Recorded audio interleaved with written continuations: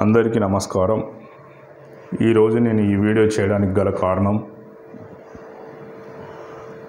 ఇక 2 రోజులలో అనగా 2024 ఏప్రిల్ 24వ తారీఖు ఇంటర్మీడియట్ రిజల్ట్ రాబోతుంది.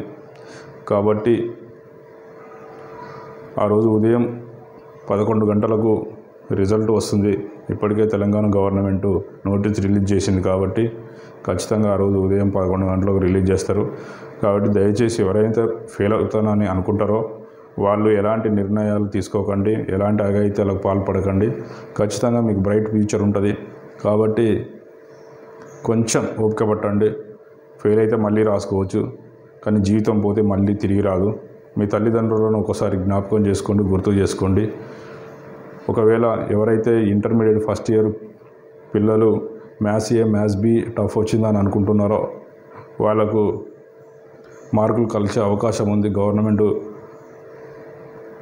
నిర్ణయం తీసుకున్నట్టు తెలుస్తుంది. వాళ్ళు కొన్ని క్వశ్చన్లు తప్పించారేమో, దానికి మార్కులు కలిపే అవకాశం ఉంది. కాబట్టి మీరు ఎలాంటి నిర్ణయాలు తీసుకోకండి. రిజల్ట్ తర్వాత కూడా ఎలాంటి నిర్ణయం తీసుకోకండి. ఎందుకంటే లాస్ట్ టైము టెక్నికల్ ఇష్యూ వల్ల ఫెయిల్ అయిన వాళ్ళు పాస్ అయిన వాళ్ళు ఫెయిల్ అవ్వడం జరిగింది. దానివల్ల చాలామంది విద్యార్థులు ప్రాణాలు కోల్పోవడం జరిగింది. దయచేసి తొందరపడి ఎలాంటి నిర్ణయాలు తీసుకోకండి. చాలామంది ఇంటర్మీడియట్ ఫెయిల్ అయిన తర్వాత రాసి కూడా ఐఏఎస్, ఐపీఎస్, ఐఎఫ్ఎస్లు అయిన వాళ్ళు చాలామంది ఉన్నారు. కాబట్టి అర్థం చేసుకొని మీ ఫ్యూచర్ను దయచేసి మధ్యలోనే తుంచేసుకోకండి.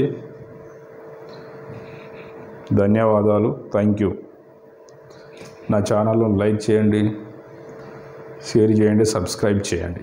Thank you. ధన్యవాదాలు.